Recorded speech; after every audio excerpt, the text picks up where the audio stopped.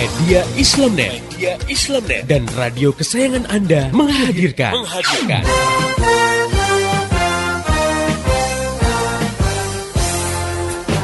Voice of Islam. Pastinya di ajang kontes kecantikan itu ada pamer aurat dong. Oh, benar banget, Mbak. Padahal seorang muslimah kan diperintahkan Allah Subhanahu wa taala untuk menutup auratnya ya. Biasanya para kontestan itu kan pasti harus berlenggak-lenggok di hadapan dewan juri. Iya.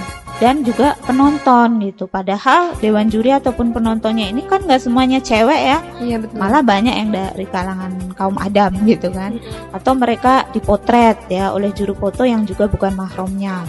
Udah gitu pakaiannya minim lagi, nggak nutup aurat. Nah ini jelas pelanggaran yang nyata terhadap hukum Islam. Misalnya kita punya catat kaki, tapi kaki kita ini membuat kita bisa melangkah ke tempat-tempat ibadah dan majelis-majelis ilmu yang diridhoi Allah. Nah ini ada artis yang kakinya bagus banget, artis dunia ya. Iya. Sampai kaki itu diasuransikan untuk satu kaki aja itu jutaan dolar, berapa miliar itu. Iya. Nah tapi kakinya buat difoto di mana-mana. Dipamerkan untuk maksiat, ya artinya kaki itu digunakan untuk maksiat gitu. Iya. Nah, itu jelas kan tidak ada gunanya, bahkan bisa menjerumuskan. Ya? Iya. Nah, makanya yang namanya fisik itu sudah karunia ya, kita harus bersyukur. Al-Quran sudah mengingatkan sedikit sekali orang yang bisa bersyukur. Jadi bisa bersyukur itu adalah sesuatu yang sangat mahal.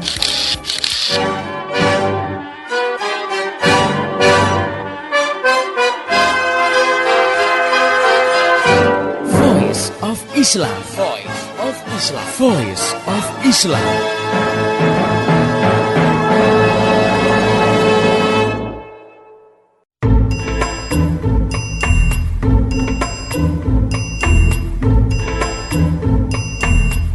Halo Indonesia, Assalamualaikum warahmatullahi wabarakatuh. Jumpa lagi dengan saya, Tresna Sari, dalam program Voice of Islam. Kerja bareng Media Islamnet dengan radio kesayangan Anda ini. Dan selama 30 menit ke depan, saya akan menemani ruang dengar Anda dalam rubrik Keluarga Sakinah. Nah, di sini saya selalu ditemani oleh seorang pakar dalam masalah keluarga ya. Di sini adalah Ustazah Insinyur Ratu Irma Rahmayanti. Beliau adalah pembina Forum Mar'ah Sholihah Pusat Pengembangan Islam Bogor. Baik, kita sapa dulu beliau. Assalamualaikum warahmatullahi wabarakatuh, Ustazah. Waalaikumsalam warahmatullahi wabarakatuh. Ya. Bagaimana kabarnya hari ini? Alhamdulillah baik.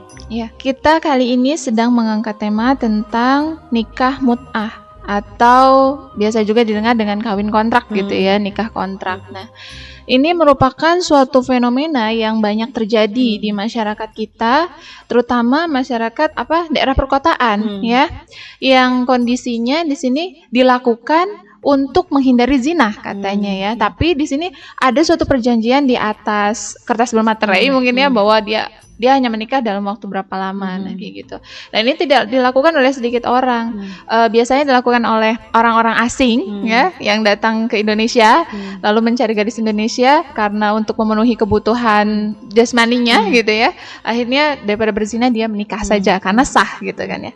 Nah, sebenarnya nih menurut Ustazah sendiri tentang kawin kontrak ini, nikah mut'ah ini, apa dan bagaimana fakta yang sebenarnya? Bismillahirrahmanirrahim. Alhamdulillahirabbil alamin. Kita semua, khususnya saya ya, sampai hari ini masih diberikan kesehatan dan kekuatan oleh Allah. Nah, mudah-mudahan kita bisa memanfaatkannya dengan baik. Ya, amin. Pendengar yang budiman di seluruh daerah ya di Indonesia dan juga Mbak Tresna, terkait dengan pembahasan nikah mut'ah ya, akan saya awali dari pengertian ya, apa sih nikah mut'ah itu. Secara bahasa, nikah mut'ah ini adalah nikah sementara atau nikah terputus. Nah, dikatakan mut'ah atau terputus ya, karena pihak laki-laki itu hanya bermaksud menikahi perempuan untuk bersenang-senang saja dalam sementara waktu, ya, hanya sesaat saja gitu. Nah, kemudian sekarang faktanya yang bisa dikategorikan pelaksanaan nikah mut'ah seperti orang asing ya dari Timur Tengah Iya, ya itu ataupun dari banyak Melayu sekali. gitu ya yang bekerja di Indonesia untuk sementara waktu ya. Nah dalam masa kerjanya itu namanya juga mungkin laki-laki ya. Nah, bukan mungkin, memang laki-laki ya membutuhkan pemenuhan ya. Bisa jadi dia sudah beristri mungkin di negeri asalnya atau mungkin belum, dia masih perjaka. Kemudian dia bertemu dengan perempuan Indonesia ya di tempat dia bekerja. Dan kemudian muncul keinginannya untuk menikahi. Nah, tetapi dia katakan bahwa saya tidak bisa ya menikah dengan Anda berlama-lama ya, atau saya tidak bisa membawa Anda ke negeri saya saat nanti saya selesai urusan di sini misalkan. Oleh karena itu saya akan menikahi Anda dalam waktu sekian saja ya, misalkan 2 tahun, 1 tahun atau mungkin 6 bulan ya. Nah nanti gitu ya kalau sudah selesai tiba waktunya akan saya ceraikan kamu misalkan begitu ya. Nah itu adalah pelaksanaan nikah mut'ah ya, jadi memang terlontar ya perjanjian bahwa mereka menikah hanya untuk sementara waktu saja dan itu disepakati oleh kedua belah pihak. Lalu hukum dari pernikahan ini seperti apa? Baik pendengar yang beriman, seluruh ulama mazhab sepakat mengharamkan pernikahan mut'ah. Ya, dengan alasan bahwa Islam ya mensyariatkan pernikahan itu bukan untuk sementara waktu, tetapi untuk selamanya ya, untuk memperoleh keturunan, untuk menaikkan derajat manusia, untuk memperluas silaturahim ya, dan untuk tujuan-tujuan baik yang lainnya. Yang utamanya tujuan pernikahan itu adalah memperoleh keturunan, bukan semata-mata untuk bersenang-senang saja. Dan juga kalau kita lihat lebih lanjut ya, pernikahan mut'ah ini tidak sesuai dengan hukum-hukum lainnya ya, yaitu talak ya, cerai. Masalah nikah mut'ah dengan iddah dan juga kaitannya nikah mut'ah dengan waris itu nggak sejalan, nggak sesuai gitu ya. Kenapa? Karena cerai atau talak dari nikah mut'ah ini itu kan sengaja disepakati waktunya. Nah, sementara Islam menempatkan tolak atau cerai sebagai solusi dari persoalan rumah tangga yang sudah sangat runyam ya, nggak ada solusi gitu ya. Sudah solusinya itu tinggal hanya cerai gitu ya, karena hak dan kewajiban dari suami istri itu sudah tidak bisa lagi ditegakkan ya.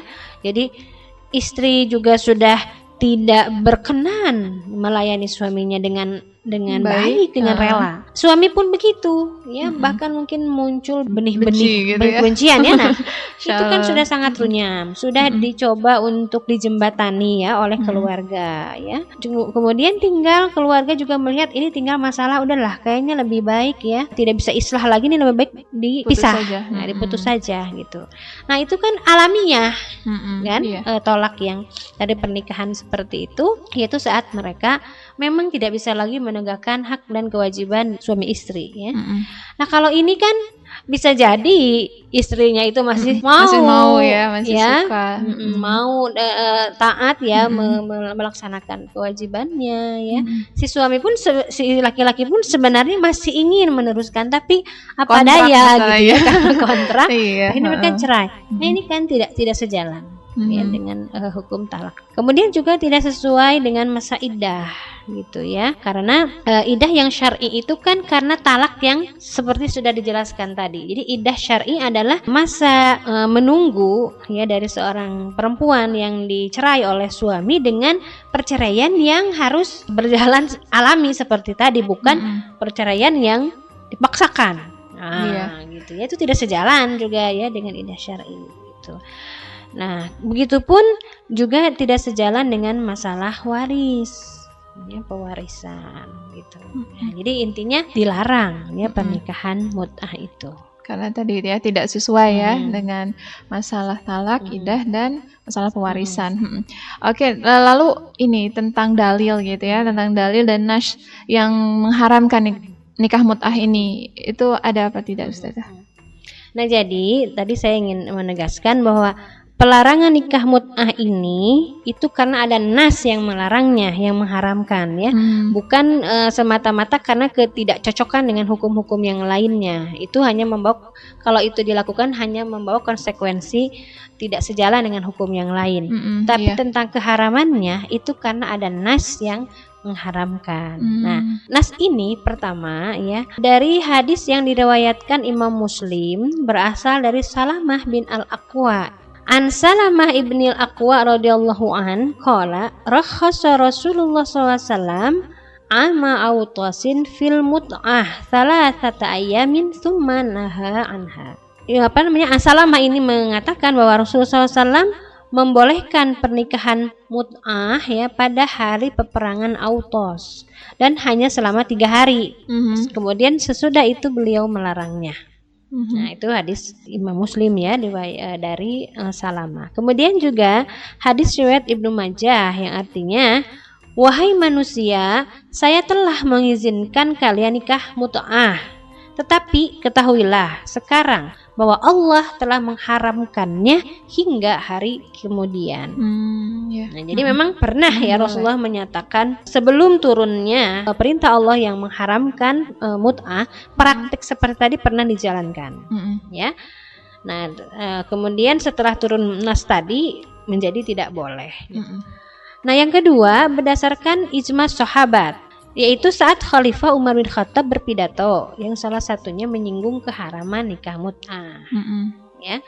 Nah, kemudian tidak ada seorang sahabat pun yang mengingkari pidatonya Umar bin Khattab. Nah, sehingga pernyataan Umar yang membahas keharaman nikah mut'ah itu telah menjadi kesepakatan. Iya.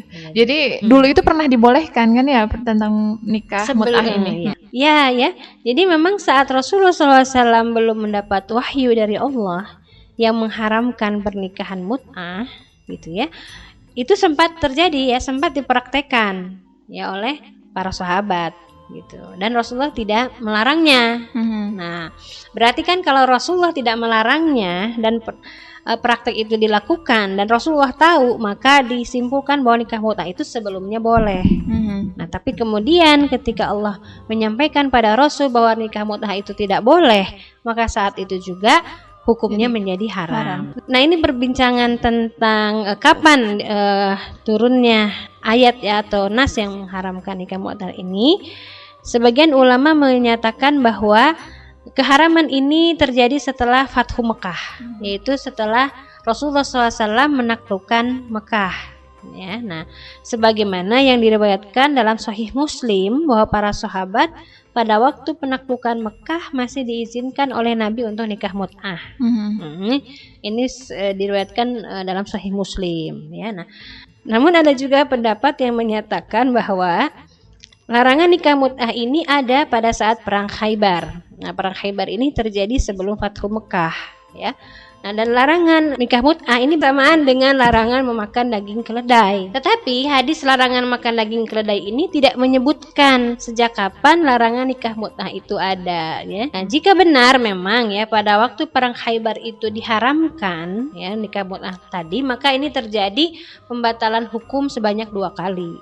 Kalau begitu. Nah, hal ini kan seperti ini tuh tidak jarang lah ya, bahkan tidak pernah terjadi dalam syariat Islam. Jadi karena itu para ulama memperselisihkan hadis riwayat Imam Muslim seperti berikut ini gitu ya. Nah, pertama, Nabi pernah melarang memakan daging keledai penduduk Khaybar pada waktu perang Khaybar dan melarang nikah mut'ah. Tetapi tidak disebutkan sejak kapan itu dilarang. Nah, sedangkan hadis riwayat Muslim menyebutkan waktunya, yaitu saat tahun penaklukan Mekah. Ini pendapat pertama dari kalangan ulama. Yang tadi saya katakan ada berselisih ya tentang kapan waktunya pengharaman itu. Nah, kemudian pendapat yang kedua, Imam Syafi'i tetap berpegang kepada zahirnya hadis tadi, yaitu menurut beliau, tak pernah saya mengetahui sesuatu yang dihalalkan Allah lalu diharamkannya, lalu dihalalkannya, kemudian diharamkannya lagi kecuali soal nikah mut'ah. Nah, tapi sebenarnya ya, apapun yang terjadi pada masa itu, nah, yang jelas bahwa nikah mut'ah itu diharamkan. Dan nasnya sudah sangat jelas. Ya. Oke, pendengar yang budiman, nah itu tadi ya sedikit penjelasan tentang nikah mut'ah. Kita akan lanjutkan diskusi kita tentang nikah mut'ah ini setelah mendengarkan lagu yang satu ini. Tetap setia di Voice of Islam. Saya asyik nama Allah, tak pernah menjadi kenyang daripada lezatannya, dan selalu hamba senang. Sekarang ini wahai kawan, ku menikmati rasanya. Sudah hamba masuk medan-medan kemanisan nama. Ya hai bantulah, bantulah. Ya hai bantulah, bantulah. Allah, Allah, senantiasa ku berzikir nama Tuhan. Hal yang ini luar biasa, dalam surga sebuah taman. Nama Allah membersihkan hati yang penuh berhala. Nama Allah mengarifkan hati menjadi nirmahala. Ya hai bantulah, bantulah. Ya hai bantulah, bantulah.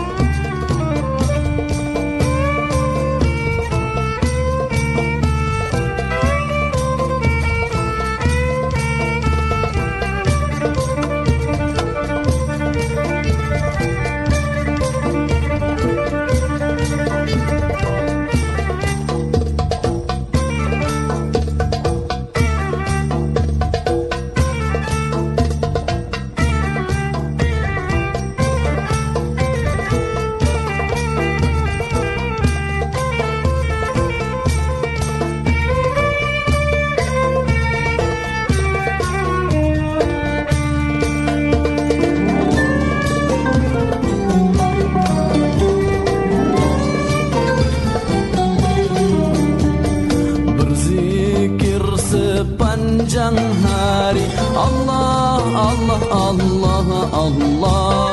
Kita datang dan kembali Allah, Allah, Allah, Allah. Allah salli ala Ahmad Nabi dan Rasulullah. Allah wahid ahad samad baki abadi lestari. Ya hai bantulah, bantulah.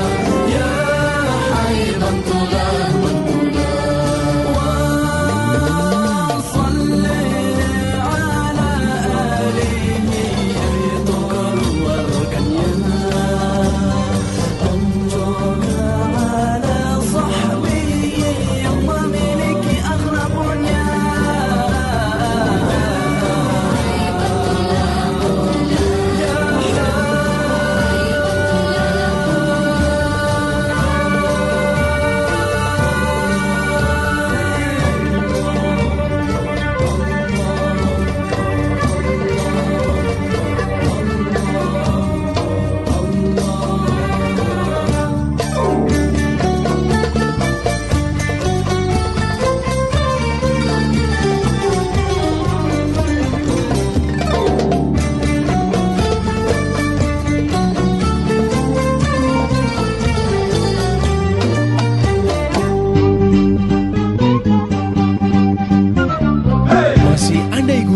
Voice of Islam, persembahan media Islamnet dan radio kesayangan Anda ini. Voice of Islam, Voice of Islam, Voice of Islam.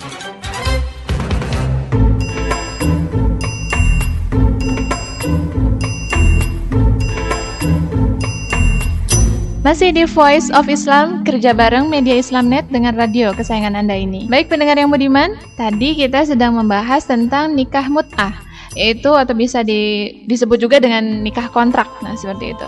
Tadi kita sudah mengetahui bagaimana sebenarnya nikah mut'ah itu dan hukumnya. Ternyata Allah Subhanahu wa taala mengharamkannya dari beberapa kasus pada zaman Rasulullah SAW. Nah, baik, kita lanjutkan lagi diskusinya. Nah, Ustazah, apakah benar gitu ya bila pernikahan mut'ah ini dijadikan alasan sebagai kebutuhan ekonomi khususnya oleh pihak perempuan gitu, karena ya setidaknya dia akan dibayar dan terpenuhi kehidupannya selama beberapa bulan atau beberapa tahun, nah, seperti itu.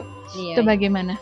Ya, baik pendengar Bang Budiman ya dan Mbak Tresna, apapun motivasinya, jika pernikahan mut'ah itu yang dilakukan, maka pernikahannya itu batal. Itu sudah tegas seperti itu, ya. Karena mereka secara nyata, ya, itu menyebutkan akan menjalani pernikahan dalam batas waktu tertentu, kan begitu? Seperti yang tadi dijelaskan Jadi sudah jelas dari nas di atas yang sudah kita bahas bahwa nikah mut'ah itu dilarang. Apapun motivasinya, mau kesejahteraan perempuan tercukupi karena ditinggali uang, ya. Jadi dia terangkat derajatnya, ya. Karena telah menikah, karena menikah atau diangkat kemudian dari dunia pelacuran oleh laki-laki yang baik hati, ya.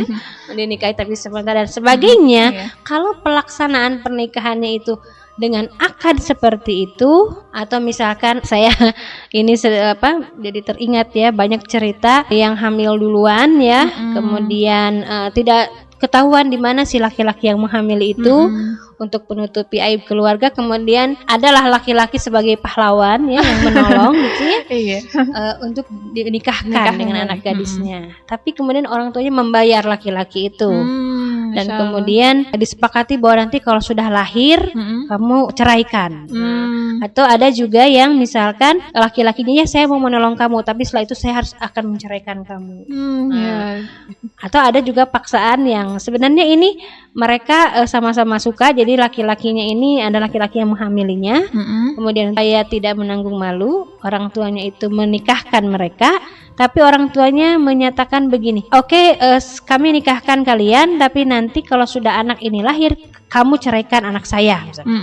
Ya? Nah seperti itu, kalau seperti itu pelaksanaannya, apapun motivasinya tadi, apakah itu dipandang baik atau tidak, tetap saja pernikahan itu batal. Nah tapi kan masalahnya gitu ya, kondisi saat ini ramai orang gitu ya, banyak gitu orang itu membolehkan pernikahan seperti itu, karena tadi alasannya pernikahan itu tidak lebih dari kontrak kesepakatan antara sepasang suami istri yang ingin saling mensejahterakan gitu kan ya istilahnya. Nah bagaimana ini Ustazah? Jadi seperti itulah ya yang akan terjadi bila dikembangkan opini kalau menikah itu tidak lebih dari sekedar kontrak atau perjanjian antara laki-laki dan perempuan untuk membangun kesejahteraan rumah tangga. Nah ini kenyataan sekarang. Ya, jadi dengan pemikiran yang aneh gitu dan sesat, bahwa sebagian orang menyatakan bahwa hanya sebuah kontrak kesepakatan saja untuk membangun kesejahteraan sebuah rumah tangga. Nah, kalau seperti itu, maka pernikahan tidak dipandang lagi sebagai ibadah yang harus dipertahankan sebaik mungkin. Gitu ya, karena faktanya saat ini kan banyak perkawinan yang kandas di tengah jalan, dan umumnya memang pada pernikahan tersebut terjadi kekerasan terhadap perempuan atau kezoliman lah ya, atau ketidakadilan ya, sehingga pernikahan ini banyak merugikan pihak perempuan. Maka untuk menghindari semua itu dibuatlah kesepakatan ya, bila terjadi kekerasan sang istri berhak menceraikan dirinya dari suaminya gitu. Nah pasal ini nih masuk ya dalam kontrak perjanjian pranikah atau prenuptial agreement yang dulu lebih menitik beratkan pada persoalan harta. Namun saat ini ya kesepakatan tadi itu juga mencakup poin-poin tentang perjanjian pernikahan atau bahkan perjanjian perceraian kalau suaminya itu bertindak sewenang-wenang. Nah, jadi akibatnya nanti itu kan pernikahan akan terjadi sementara waktu saja sesuai dengan kesepakatan di antara mereka. Ya, jadi kalau memang dipersepsikan bahwa pernikahan itu sebatas demikian, maka akan menjadi boleh gitu. Pernikahan yang sifatnya sementara waktu saja. Gitu. Ya, daripada nanti ke depannya ada konflik-konflik kan seperti itu ya. Nah, tentang kenapa opini seperti ini bisa muncul, Ustazah? Tidak bisa kita pungkiri ya, dengan semakin merasuknya ide liberal di tengah masyarakat muslim Indonesia ya, termasuk dalam masalah privat semisal pernikahan ini, orang-orang ini jadi digiring untuk tidak terikat lagi dengan aturan baku yang sudah ada. Dalam hal ini syariah Islam. Gitu ya. Nah, coba kita lihat statement seseorang yang mengaku sebagai ulama ya, sebagai kiai ya, tidak perlu saya sebutkan lah namanya ya. Dia mengatakan, sekalipun semua orang mengenal bahwa perkawinan memiliki karakteristik yang berbeda dengan sesuatu yang dalam fikih dianggap ibadah seperti sholat, puasa, dan haji, seharusnya perkawinan diwacanakan sebagai sesuatu yang tidak sama dengan sholat, puasa, dan haji, agar yang muncul dalam perkawinan adalah soal hak dan kewajiban, bukan perintah ketaatan atau anjuran ketundukan yang buta. Nah, sekilas statement ini seolah tidak biasa ada masalah aja gitu ya. Tapi kalau kita pahami bahwa dalam pernikahan itu Islam mengharuskan ketundukan buta istri terhadap suami karena adanya nas-nas pelayanan istri pada suami. Misalkan kalau suaminya menginginkan, di atas unta pun jadi. Atau kemudian kalau istri mau pergi kemana saja harus ada izin suami. Bahkan istri mau saum sunnah saja harus izin suami. Bahkan ada nas yang menceritakan seorang istri yang suaminya pergi dan orang tuanya meninggal ya, ayahnya, karena Rasulullah mengharuskan istri tidak menyalahi perintah suami karena suaminya memang pada waktu pergi itu mengatakan kamu jangan bepergian gitu ya, maka Rasul mengatakan patuhilah suamimu. Nah, seolah-olah memang difahami Islam ini mengharuskan ketundukan buta seorang istri terhadap suami tanpa memperhatikan persoalan kemanusiaan. Ya, kalau dipikir memang siapa seperti sih itu, yang gitu. membesarkan anak perempuan itu dari kecil hingga dewasa hingga dinikahkan? Itu adalah ayahnya. Secara hitung-hitungan logika, ya lebih berhak ayahnya dong untuk dihormati, gitu, apalagi ini sudah menjadi jenazah gitu. Ini suaminya yang kenal baru, saja mungkin gitu. Baru gitu ya. Terus juga sering menjolimi lagi gitu ya. Kenapa harus lebih dia taati? Kalau kita pahami seperti itu, maka nilai ibadah si istri dalam hal tadi ya menjalankan nas-nas yang tadi itu menjadi terhapus. Jadi diganti dengan nilai timbal balik dalam hitung-hitungan manusia alias untung dan rugi. Nah, jadi kalau pernikahan itu menguntungkan ya dijalankan. Kalau tidak ya tinggalin, kan jadinya gitu. Begitu yang terjadi. Pendapat tadi atau opini ini muncul karena memang kita tidak bisa pungkiri fakta pernikahan rumah tangga ya kaum muslim sekarang ini seperti itu, dan itu yang harus kita pahamkan adalah itu bukan karena tidak pakai logika ya atau hanya ketundukan buta atau hanya main perasaan, bukan. Karena faktor ibadah karena, mungkin ya. Dan itu kita katakan mereka tidak menjalankan syariah Islam. Kan kalau menjalankan syariah dengan baik ya nggak akan adalah kezoliman, penganiayaan kan seperti itu. Dan kita juga tidak bisa melepaskan persoalan rumah tangga ini dari persoalan masyarakat atau kondisi lingkungan yang melingkupi keluarga-keluarga muslim. Kita tidak bisa persalahkan hanya satu keluarga itu saja ya, atau kesalahan laki-laki saja misalkan ya. Tidak bisa kita melemparkan kesalahan seperti itu. Nah, jadi walhasil ya, ini harus ada upaya yang sungguh-sungguh untuk menyadarkan kembali ya. Jadi penyadaran massal ya secara umum bahwa pernikahan dalam Islam itu adalah sebagai sebuah solusi untuk memenuhi kebutuhan hidup manusia yang kalau dijalankan pernikahan itu justru akan membawa kesejahteraan hidup manusia, bukan menjadi kesengsaraan seperti yang ditanamkan oleh kaum-kaum yang tidak ingin terikat dengan syariah Islam. Gitu. Oke, subhanallah sekali ya pembahasan kita kali ini. Pendengar yang beriman, mudah-mudahan tentang nikah mut'ah cukup memberikan gambaran ya kepada kepada masyarakat bahwa ternyata itu adalah hal yang diharamkan oleh Allah Subhanahu wa taala, karena tadi nikah itu bukan hanya sekedar perjanjian gitu ya, tapi itu adalah suatu ibadah. Jadi jangan sampai gitu nanti ketika kita itu menikah ada hal-hal embel-embel gitu ya. Hanya sebentar aja ataupun yang fenomena-fenomena yang terjadi seperti yang tadi. Oke, jika ada pendengar yang budiman yang ingin mengirimkan saran, kritik ataupun pertanyaan, silahkan melalui SMS ke 0856 9492 4411 atau bisa juga dengan email ke mediaislamnet@yahoo.com. Dan jika ingin mengetahui tentang Voice of Islam, radio-radio yang menyiarkannya, dan kota mana sajakah yang menyiarkan Voice of Islam, bisa diklik di www.gaulislam.com.